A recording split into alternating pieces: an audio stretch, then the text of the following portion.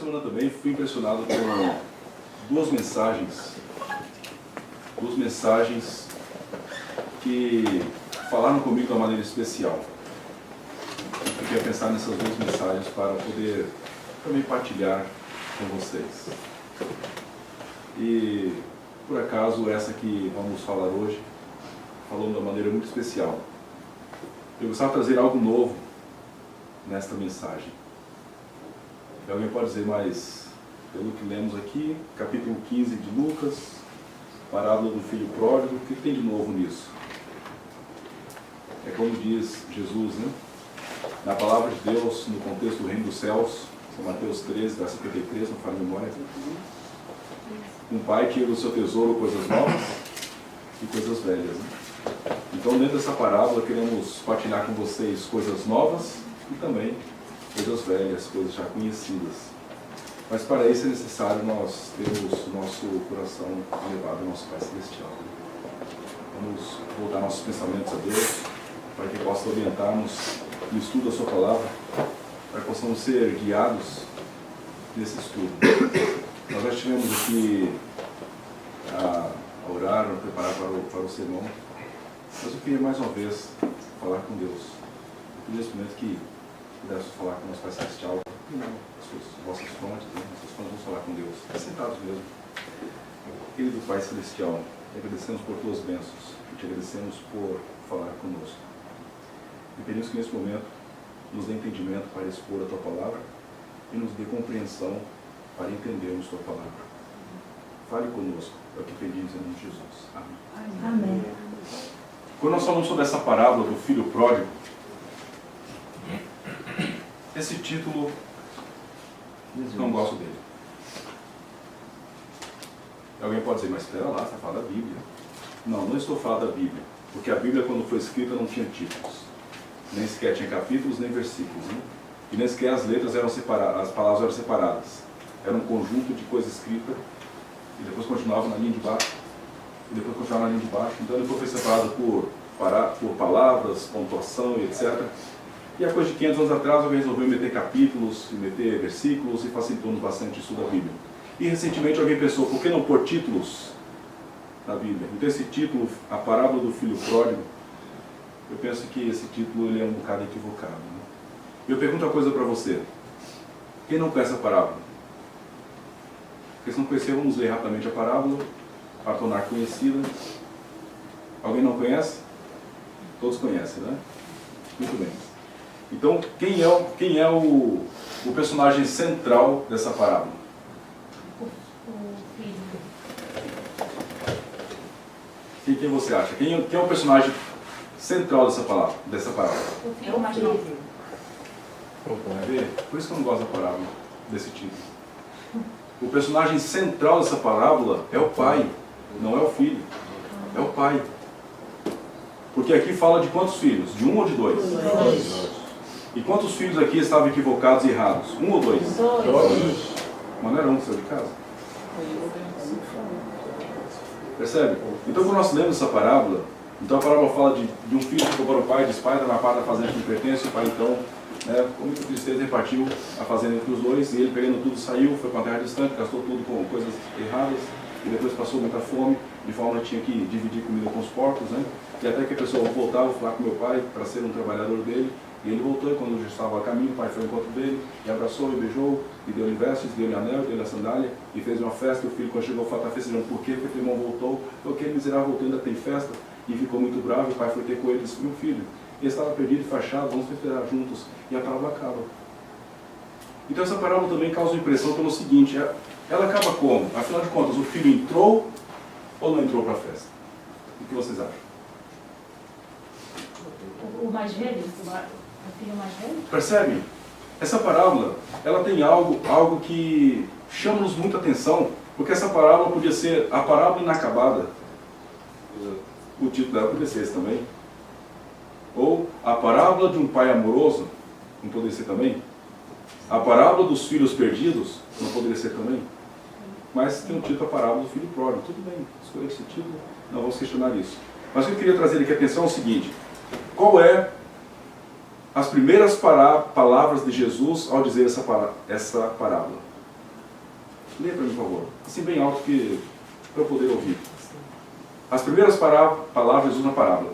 Lucas capítulo 15, o verso 11. Certo homem tinha 2 filhos. Desculpa, as primeiras palavras de Jesus sobre a parábola. Certo homem tem 2 filhos. Não, o verso 11. O que diz o verso 11? E disse, um certo Continuou. homem- Certo homem tem 2 filhos. Como, por favor? Certo. Disse mais. Alguém tem outra versão? Isso, certo. Continuou. Como? Certo, continuou. Certo Continuou. homem. É isso aí. Notaram? É que a Bíblia ela é cheia de detalhes. E o fato de ter deixado de lado a palavra continuou não me dava argumento para ir avante. Então, a sua versão diz continuou, Disse mais. disse mais. Eu tenho aqui uma outra versão também. Eu tenho aqui comigo 4 versões da Bíblia. E diz, e Jesus continuou. Então, ao contar a parábola do filho pródigo, Jesus está fazendo o quê? Vamos explicar. Está fazendo o quê? Continuar. Continuar o quê? A explicação do reino de Deus. Ele antes contou a parábola do quê? Dracma perdida Da moeda e perdida. da ovelha. Então, na parábola do filho pródigo, ele está a falar de algo que estava a acontecer e ele queria ilustrar. Então, ele continuou o que estava a dizer antes. Então, antes estava a dizer o quê? Uma mulher tinha 10 moedas, 10 dracmas, e perdeu uma, e varreu a casa, e achou a moeda, e disse para as amigas, vamos festejar comigo que eu achei uma moeda. Poxa, mas que história tão... Quer dizer, a gente anda na rua, acha moeda. Olha, ei, achei uma moeda. O que as pessoas vão dizer? Bom para ele. Vamos pôr de forma diferente. Imagina uma pessoa idosa, perde a dentadura. Aí procura, vai à casa, acha a dentadura, reúne os amigos todos, olha, vamos festejar que achei minha dentadura. Quer dizer, para nós podermos perceber o que a parábola quer nos ensinar, nós precisamos contextualizar a parábola e precisamos inserir-nos no meio onde a parábola foi contada. Para ela faz sentido para nós. Então vamos tentar fazer isso um pouquinho. Há ainda culturas hoje, ali naquela região sírio-palestina, onde as mulheres não têm direitos. Ou seja, uma mulher que não tem um homem associado a ela, ela está um bocadinho atrapalhada. Então, o que eram essas 10 moedas que essa mulher tinha? Então, naquele tempo, para que pudesse se casar, e ainda hoje, em alguns lugares é assim, nessa região que eu tive a dizer, então, quando o rapaz quer casar com uma rapariga, ele faz o quê? Ele paga o dote por ela. Por quê? Porque o pai está dizendo assim, eu estou a te dar algo precioso, o que você vai me dar em troca? Então ele paga o dote. Inclusive há muitas... Na minha terra eu já vi. né? Então há ainda algumas tribos africanas onde, dependendo da rapariga, o rapaz tem que dar ou 2 vacas, ou uma vaca e 2 cabras e tal, e o rapaz tem que conseguir aquilo. Então nessa cultura, um rapaz, por exemplo, rico, quer dizer, era fácil, né? Ele era rico, pegava um dinheiro da família, mas na cultura onde isso é exigido ainda hoje e naquele tempo, o rapaz, para conseguir pagar o dote, ele não podia usar nem dinheiro da família e nem dinheiro de herança, nem dinheiro que conseguiu de outra forma. Ele tinha que trabalhar para conseguir por meios próprios esse dinheiro para pagar o dote. Então o que isso fazia? Isso fazia com que ele, em primeiro lugar, provava que tinha o quê? Capacidade de conseguir se sustentar e gerir sua vida. Tinha capacidade de guardar dinheiro para pagar o dote. E tinha capacidade de mostrar que ele era uma pessoa também responsável. Então isso trazia uma certa segurança. Aí ele dava o dote para o pai, e o pai então entregava a filha como casamento. Lembra a história de Jacó e Raquel? Vai gostar da mulher assim lá longe, né? Trabalhar 7 anos por mais 7 anos, né? Raquel deve ser muito bonita. Então, neste caso, quando uma mulher saía da sua casa para ir para a casa do marido, numa sociedade onde a mulher não tinha direitos próprios, ela tinha que ter uma segurança. Então o que o pai fazia? O pai pegava parte daquele dote que foi dado para ele e dava para a filha como sendo que uma segurança para ela. Então dava essas moedas que representavam essa segurança. Então uma mulher, ela tinha essas moedas, ela guardava aquilo como um tesouro. Por quê?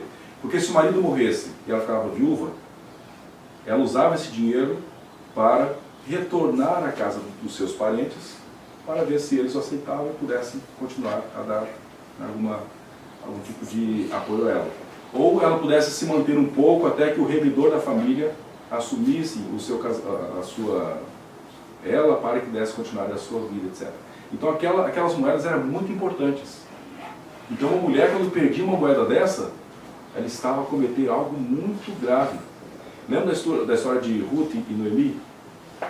Então podemos entender que Ruth e Noemi voltaram das terras de Moabe para Belém, usando essas moedas e recursos que elas tinham para fazer a viagem.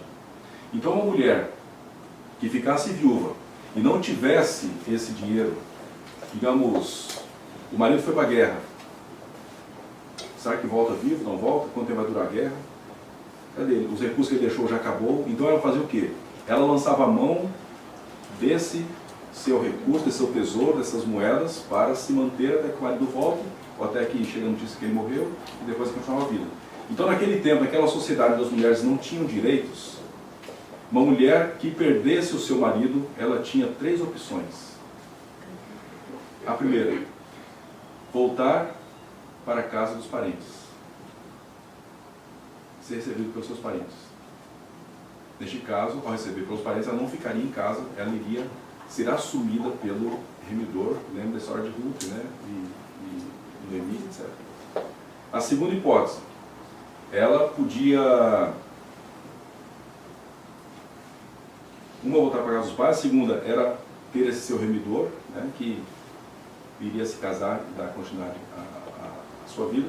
E a terceira, tornar-se prostituta. Não, desculpa, a segunda era mendigar. E a terceira, tornar-se prostituta. Ela só tinha essas 3 opções: voltar para a casa dos familiares, mendigar ou tornar-se prostituta. Então, quando se perdia essas moedas, era terrível. Então imagina, vamos hoje contextualizar com o que a nossa sociedade põe como importante. Imagine que você vai na maternidade visitar uma mamã pela primeira vez. Quem já teve 10 filhos é diferente, né? Eu lembro que nós trabalhávamos numa região lá no Brasil, Santa Catarina, tinha uma irmã que ela teve o 6º filho. Nasceu o filho da irmã Gracinha. Tá bom, parabéns. Quer dizer, o primeiro sempre depois já vai perdendo assim um bocadinho a graça, né? Para os outros, não para a mãe. Tá? Então vamos imaginar uma mamãe pela primeira vez, numa família, o primeiro neto da família, o primeiro sobrinho da família, o primeiro filho e tal. Nasceu e tal, vamos visitar. E chega lá, o bebê sumiu. O que eles vão fazer? Ok, quando achar eu volto. É assim? Não, mas então como é que é? Fala com a polícia. 112, cadê a administração do hospital? Cadê o bebê? Tem que achar o bebê. Entram todos em pânico, porque o bebê sumiu. Não se some um bebê. O bebê some. Não, se sumir é o quê? É uma coisa grave. Então aquela mulher, quando perdeu a moeda, aconteceu o quê? Algo grave. E ela varreu a casa e procurou, e ela achou a moeda. E de repente alguém diz: achamos o bebê. Vai fazer o quê? Opa, vamos lá, vamos fazer uma festa, vamos comemorar porque o bebê estava perdido e foi achado. Essa é a história da dracma perdida. Mas como é que começa a história da dracma perdida? Tem continuidade da ovelha perdida. Qual é a primeira palavra aí da parábola? Ou quer dizer que uma preposição de dualidade. Ou está relacionado ao quê? A ovelha perdida. Então o pastor, ao cuidar da sua ovelha, o que ele fazia? Levava a ovelha para o aprisco, à noite, durante o dia tirava do aprisco, passava pelo deserto, levava para o oásis, ficava ali a ovelha, quando terminava, tal, tirava do oásis, passava pelo deserto, levava para o aprisco, e esse, quando ele vai contar as ovelhas, faltava o quê? Uma. E a ovelha estava perdida. E eu pergunto uma coisa para você: a ovelha sabia que estava perdida? Não tem como. Sabia. E desculpa contradizer você, mas ela sabia. Um cavalo quando está perdido, ele entra em desespero. Uma vaca quando está perdida, ela fica desesperada. Já viu o cão perdido na rua? Ele fica desorientado. Né? Um cão perdido, a gente que abandona cão no verão, né? Só viajar, deixar com quem? Olha, deixa para a estrada, os carros cuidam, né? Larga o cão na estrada para os carros cuidarem do cão, coitadinho. O cão fica todo desorientado, né? A gente vê cão perdido, ele não sabe, né, para que lado vai. A ovelha sabia que estava perdida, mas ela sabia voltar. Esse é o detalhe. Então o pastor sabia que ela estava perdida e a ovelha sabia que estava perdida, mas ela não conseguia voltar. Então o pastor teve que ir em busca da ovelha para trazê-la de volta. Então nós temos aqui nessas parábolas, esse conjunto de parábolas, a ovelha estava perdida e sabia que estava perdida. E a dracma sabia que estava perdida? Por quê? Porque era uma moeda. Uma moeda sabe alguma coisa? Não sabe. Ou seja, essa parábola quer nos dizer o seguinte: aqui está a falar de alguém perdido num lugar onde não se acha perdido. É como muitas pessoas hoje estão. Elas estão perdidas sem se dar conta que estão perdidas, são como a dracma. Mas por que Jesus contou esse conjunto de parábolas? Porque ele estava num lugar a comer com pecadores e publicanos. E chegou ali alguns e disseram: por que é que tu comes com pecadores e publicanos? Questionaram o porquê é que Jesus estava a sentar-se com pecadores e publicanos. Não é? E então contou-lhes esta parábola de uma ovelha que estava perdida. Sabia que estava perdida, mas não conseguia achar o seu rumo. E ainda comparou com uma outra que estava perdida, mas nem sequer estava conta que estava perdida.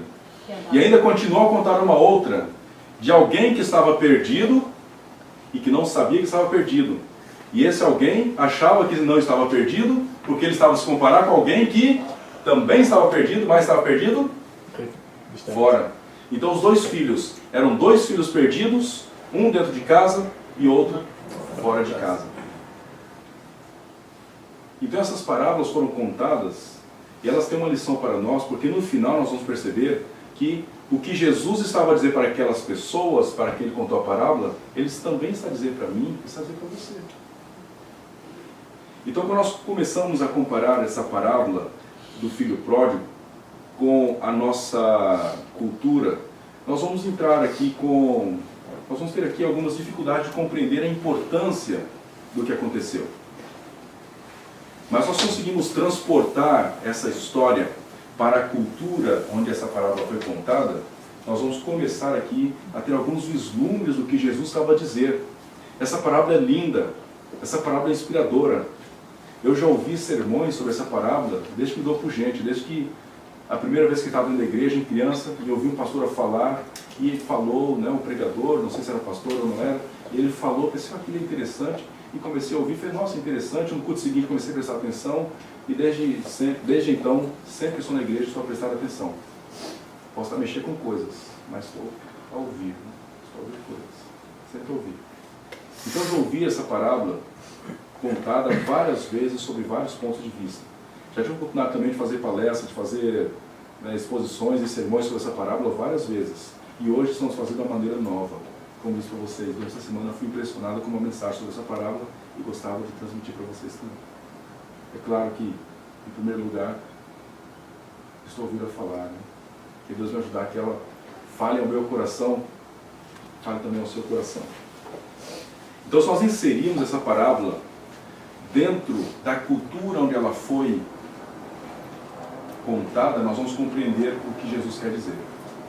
Então, é o seguinte, existe um professor, Rodrigo Silva, ele é um arqueólogo cristão.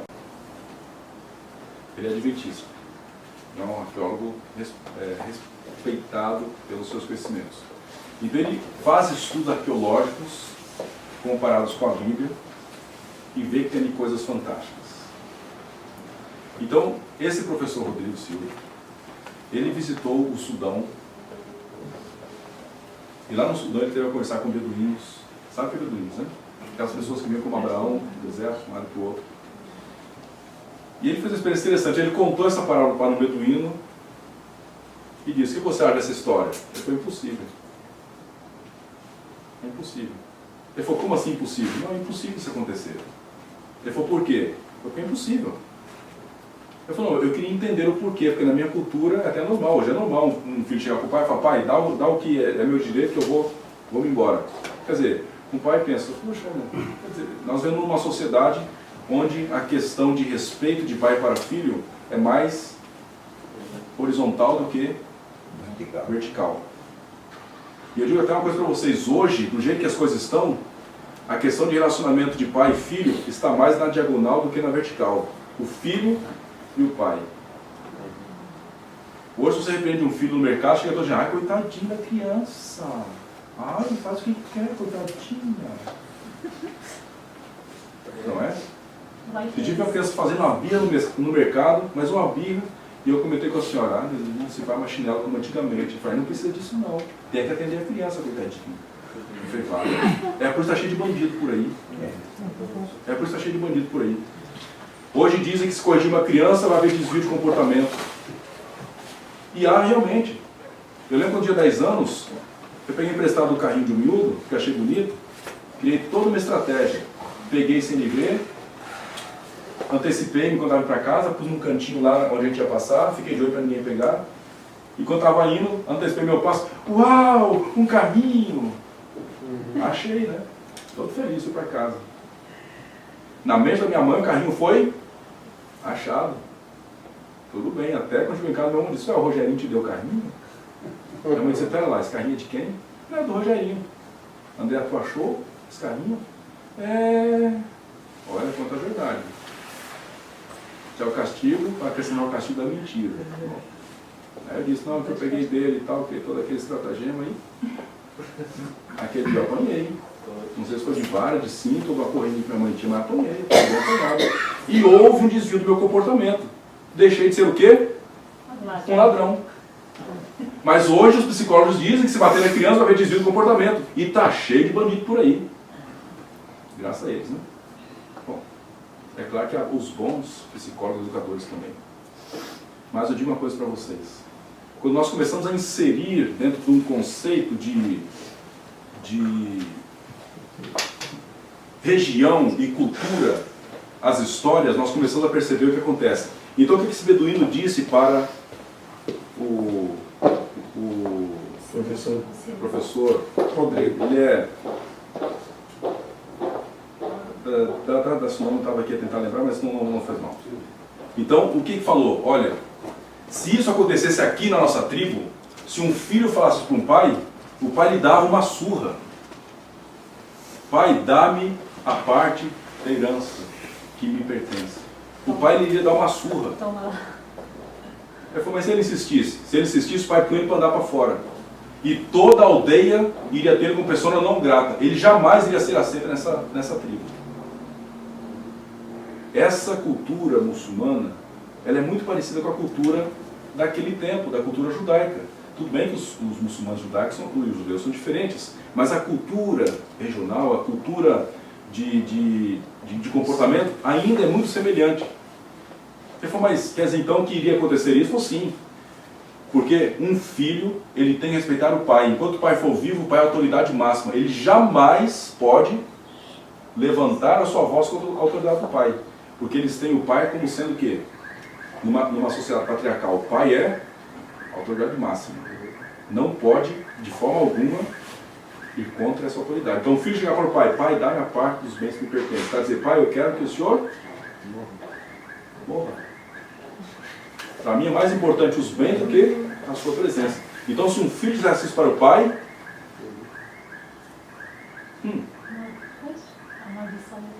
ele iria ganhar um tareião. Mas aqui o que o pai faz? O pai dá a parte que pertence ao filho. Mas e outro filho? O outro filho, só pelo fato de ele ficar calado, ele já estava em erro. Porque ele, como sendo o filho mais velho, o que era o filho mais velho? O filho mais velho era aquele que queria receber o quê? A herança espiritual e de autoridade do pai.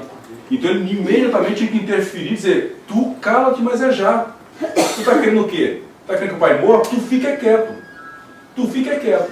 Ele tinha que ir em defesa do pai. O fato de ele ficar calado, ele estava já em cumplicidade com o irmão mais novo. Percebe? Então os dois filhos estavam errados. Imagina você, se o seu irmão insulta seu pai, você faz o quê? Centeno, são do meu sobrenome Centeno. Não, pô, como é que é? Respeita o pai aí. Quantas vezes já tinha essa interferência em casa, né? Mas o filho ficou quieto. Mas aqui fala que o pai dividiu entre os dois. Então o filho, ao receber a sua parte e ficar em casa, ele estava em erro. Percebe? Ele estava em erro. Muito bem, um saiu e foi-se embora e agora gastou tudo. Agora vamos imaginar na nossa cultura, nós sabemos que há muitas pessoas que conseguiram do nada construir alguma riqueza. Aí de repente o filho diz, pai, eu quero a parte que me diz respeito. O pai agora põe-se a fazer contas e pensa, espera lá, se eu for tirar do capital de giro da empresa o que ele está a pedir, eu tenho que vender bens, tenho que vender imóveis, tal. Vai dar um desfalque. Vou fazer isso. Vou fazer, olha, vamos dar essa chance, né? Vamos dar essa oportunidade. Vai que ele consegue construir um império com esse dinheiro, né? Vamos dar essa oportunidade. Aí o pai vai lá, fragmenta a empresa, tal. Olha, está aqui a sua parte. Olha, vem cá também, toma aqui a sua parte, tal. E ele sai, depois de ter deixado a empresa de pernas bambas, sem condições quase de continuar, ele vai-se embora. E aí o filho que fica faz o quê? Junto com o pai, trabalha um forte firme e põe a empresa de pé de novo. A empresa está funcionando a todo vapor, passado algum tempo. Aí volta o outro. Aí volta o outro, né? Sem nada. Com a mão na frente e outra atrás. Desbanjou tudo quanto era recurso que havia. É claro que quando ele estava lá naquela situação difícil, alguém pode pensar que estava comendo lavagem de porco, mas não estava. O que ele comia? Enquanto estava lá com os porcos. Comeu alfarrobas, né? Bolocos, alfarrobas. Então o que é alfarroba? Alfarroba é conhecida como o pão do pobre. Pelo menos nesses países palestinos. Então quando havia escassez de trigo, o que eles comiam? Já que não havia trigo, então agora vão sobreviver com alfarroba. Então a alfarroba era comida tanto para os humanos quanto para os porcos. Então ele estava a dividir a sua comida com os porcos. Ele queria comer, mas tinha que dividir com os porcos, porque ele cuidava dos porcos, não podia deixar os porcos morrer. Então ele tinha que dividir sua comida com os porcos. E ele pensou, quer saber uma coisa? Meu pai tem tanto trabalhador, que está muito melhor que eu. Eu vou voltar e voltei com meu pai. Essa atitude, nós vemos ela como sendo uma atitude do tipo humilde, né? Mas até aqui nós equivocamos também. Quando ele diz assim, vou levantar e voltei com meu pai, sabe o que ele estava a dizer? Ele estava a dizer assim, bom, meu pai, ele tem lá trabalhadores, ele tem recurso, então eu vou ter com ele e eu vou propor para ele que eu trabalhe um tempo para ele, para conseguir recurso, depois eu vou me embora. Há 3 palavras gregas para definir o termo servos. A primeira palavra grega é doulos, que significa servos. A segunda palavra é paibes, que significa tipo filho adotivo, escravo nascido em casa. Lembra de Eliezer, escravo de Abraão? Ele era um escravo, mas ele ia ser o herdeiro de Abraão, porque se não tinha ninguém mais para receber herança, então aquele escravo ele ficava como sendo o herdeiro da família. Então essa palavra paibes. E depois tinha o mixios, que é o tipo de trabalhador que não tinha compromisso nem vínculo com o patrão. Seria o diarista, seria o trabalhador temporário. Então ele chegou para o pai e disse, eu quero ser um mixios seu. Quer dizer, não vamos ter compromisso mais entre nós. Eu vou trabalho aqui uma temporada, trabalho aqui uns dias e depois mantemos assim essa nossa distância. Então, ele não compreendia perfeitamente o caráter do seu pai. Mas ele pensou, eu ponho essa proposta para ele e vou voltar para ter com meu pai. E assim ele fez. Então ele levantou-se e foi ter com seu pai. Muito bem. Para nós compreendermos também uma outra questão interessante, ao falar sobre essa parábola, em que o pai, ele vivia de quê? Qual era a fonte de sustento dessa família? Segunda parábola. Era o quê? A agricultura, né? Eles viviam da agricultura, porque diz que quando o filho mais velho voltou do campo, viu que havia uma festa. Então, havia, podemos dizer que a casa principal, que é como se fosse aqui esse púlpito, né? Era aqui a casa principal, ficava meu pai, sua família, etc. Havia, na parte mais ao lado e afastado, a lavoura, onde era cultivava a terra, plantava os trigos, etc., criava os gados, estava tudo ali a lavoura. E havia a parte da entrada, que era onde moravam os colonos, que as pessoas cultivavam como se fosse onde vocês estão. Então, para alguém chegar até a lavoura, precisava fazer o quê? Passar pela casa dos colonos, chegar à casa principal e depois ir à lavoura. Então, quando o filho resolveu voltar para a casa do pai, ele tinha que passar por onde primeiro? A lavoura ficava no fundo, né? Ele tinha que passar pelos colonos. Né? Mas lembra da cultura lá do beduíno? Para um beduíno, um filho que agia assim com o pai, ele era o quê? Uma pessoa que não merecia mais o respeito. Era uma pessoa que era tratada como sendo um marginal. Imagina, de repente, alguém descobre, olha, aquele fulano que matou lá aquela monte de criança na escola está passando por aí. Eu digo uma coisa para vocês, a gente é humano, né? A gente é falho, não devia. Mas se eu ver que está pegando a pessoa dessa, eu acho que eu vou lá e dou um cascudo nele. Entendeu?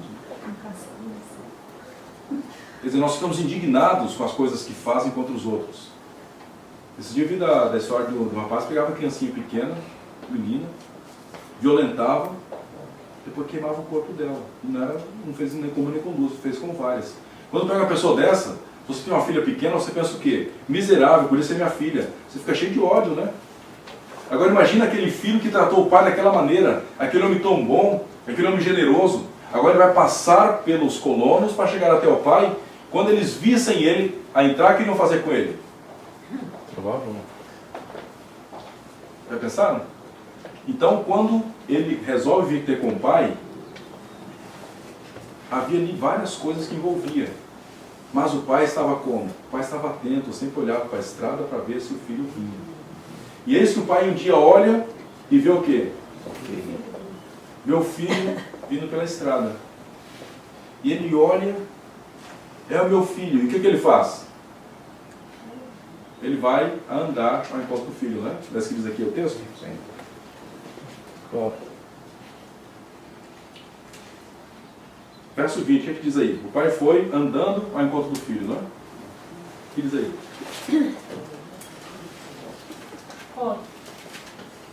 Correu e abraçou. 15, verso 20. Correu. Deixa eu perguntar uma coisa para você. Você alguma vez já viu um presidente de empresa a correr? Já viu alguma vez? Já viu alguma vez? Já viram alguma vez um alto graduado do governo a correr?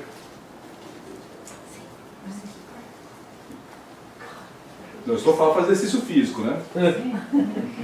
Vamos imaginar que há um encontro, né, entre duas autoridades, esteve aqui recentemente, né? A presidente do Chile. Agora vamos imaginar que o senhor Antônio Costa, doutor, não sei, né? Ele se atrasa. Agora Antônio Costa. Desculpa. Você consegue imaginar uma cena dessa? Ele veio nós outros alunos. Ele pode estar atrasado o que for. Como que ele vai chegar?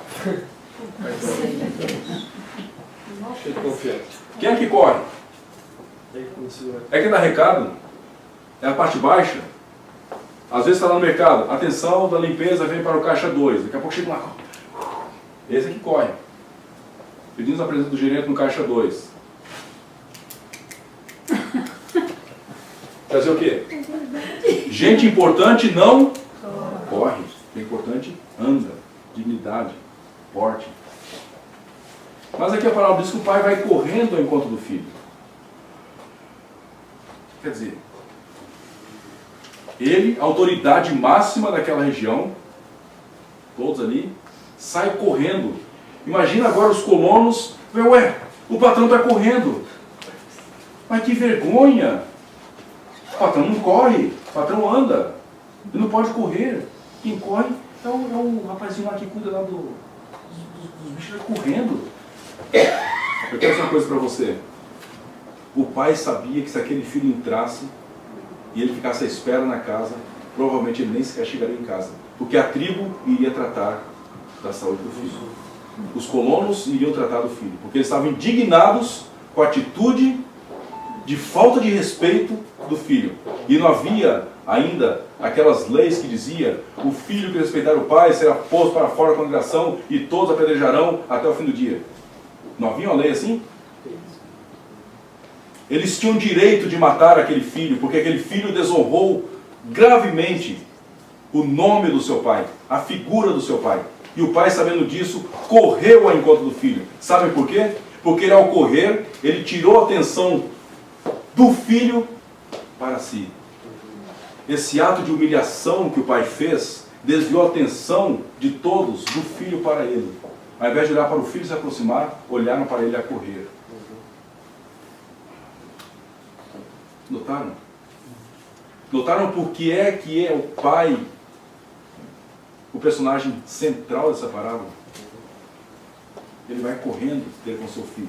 E quando ele chega ao pé do filho, o que ele faz? Algumas culturas que é normal os homens se beijarem, né? Se tem uma coisa esquisita para mim, é uma barba encostando no meu rosto. Mas há culturas assim. Há cultura até que se beija na boca, né?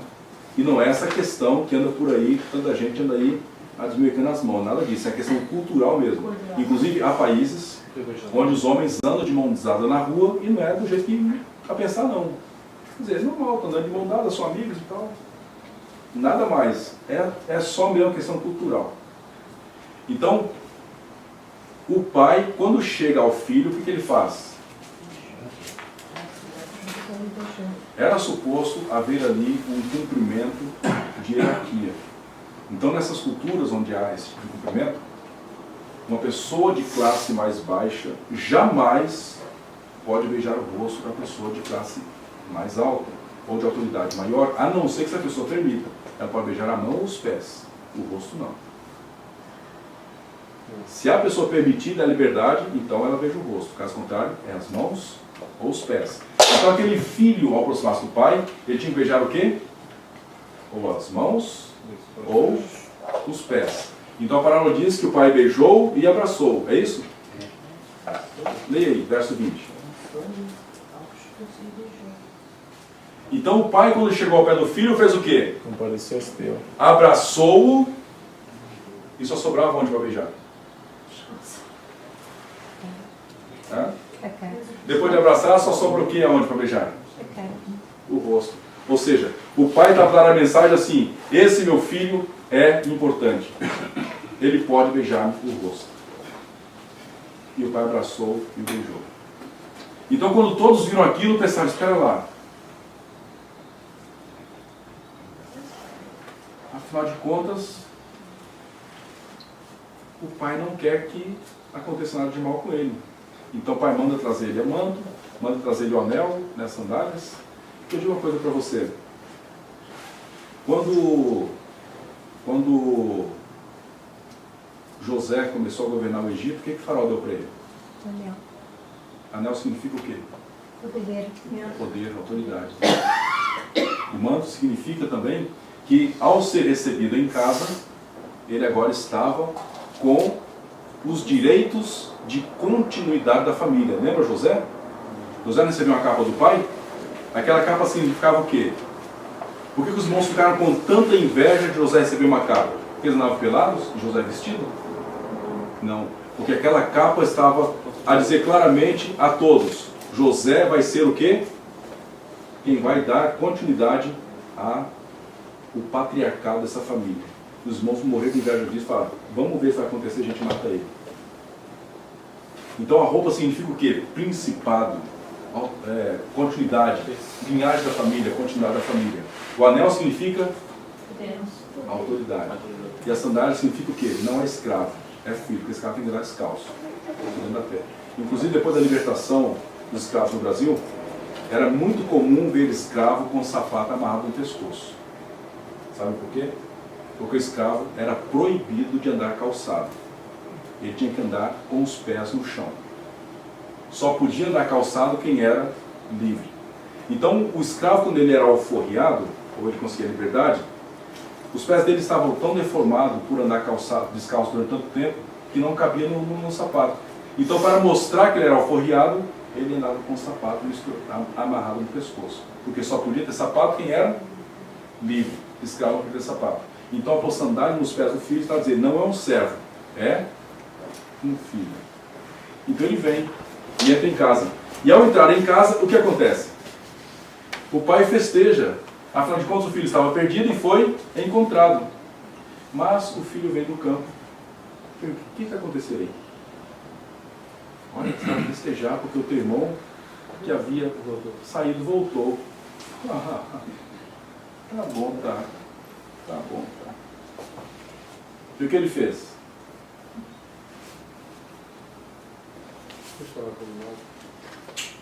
Estava acontecendo o que em casa? Festa. Uma festa. E por que é que ele não entrou na festa? Lembra da história da rainha Vasti? Por que é que ela perdeu o trono? Porque alguém de autoridade, o rei, deu uma festa e ela, com a sua atitude, diz o quê? A sua festa para mim não quer dizer nada. Por tabela quer dizer o quê? Você para mim não significa nada. Então muitas vezes, quando nós conseguimos transportar-nos para a cultura, nós conseguimos, da altura, conseguimos perceber o que significa cada coisa. Então aquele filho, quando ele não entrou na festa do pai, está dizendo o que para o pai? Eu não reconheço a tua autoridade, porque tu aceitou de volta aquele infeliz que desfalcou nossa empresa, e agora volta e ainda dá para ele o cargo de gerente geral da empresa. Não aceito não. Esse filho estava honrado ao seu pai? Não. Ou seja, ele estava tão perdido quanto o outro enquanto estava fora. Só que ele estava dentro de casa. E esse é o problema. Então o que o pai faz? O pai podia mandar alguns servos e falar, diz para ele que eu estou mandando ele entrar aqui agora. Porque se ele não me obedeceu, fazer o quê? Vou deserdar. Não era isso que o pai podia fazer? Era a autoridade, a festa era dele. Mas não, o pai deixa a sua festa e vai ter com o filho. E diz, meu filho, mas não era justo nós estarmos a celebrar o teu irmão que estava morto e reviveu, estava perdido e foi achado? Quem estava com ele? Como diz aí a sua versão sobre isso? O pai fazia o que com o outro? Verso 28. O filho se indignou, não quis entrar. E o pai saiu e insistiu com ele. O que diz a sua versão?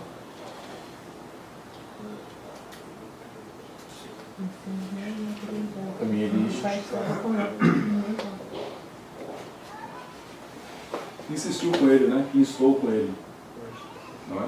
E ele se indignou e não queria entrar, saindo, porém o pai procurava conciliá-lo.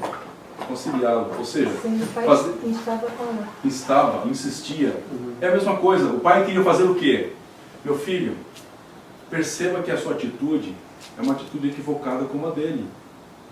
Ele cometeu um erro, é verdade. Um erro diferente do seu.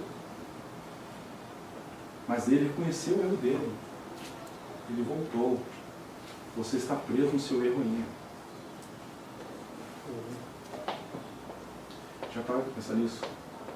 Quantas vezes nós aparafusamos nosso erro com o erro de outro irmão e ficamos no erro? Era o problema daquele filho. Ele estava perdido, mas não se achava perdido, porque ele comparava o seu erro com o do irmão e ele não fez o que o irmão fez, logo ele era melhor do que o irmão. E ele não aceitava o fato de o pai ser um pai bondoso. E isso era a perdição dele. Eu digo uma coisa para vocês, a parábola fica uma parábola inacabada. Sabem por quê?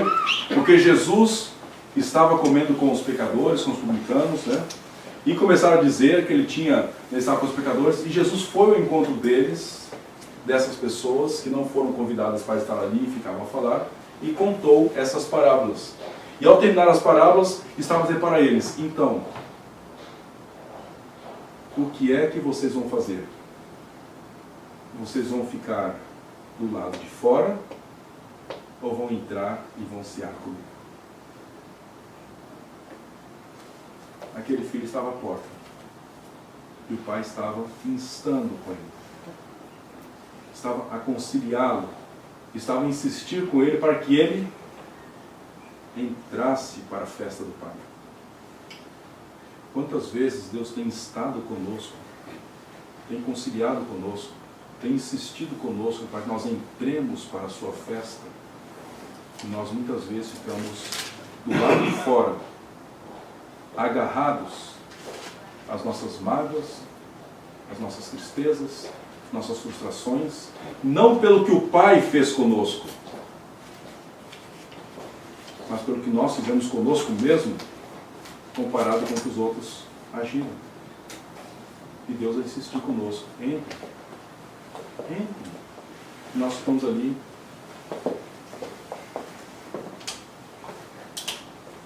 E a parábola termina. Então essa parábola termina assim, sabe por quê? Porque o objetivo que Jesus tem é que você dê fim a essa parábola. O fim dessa parábola está nas suas mãos, está nas minhas mãos. Deus deseja que você decida, Deus deseja que eu decida. Que nós decidamos, cada um individualmente, que fim é que nós vamos dar a essa parábola.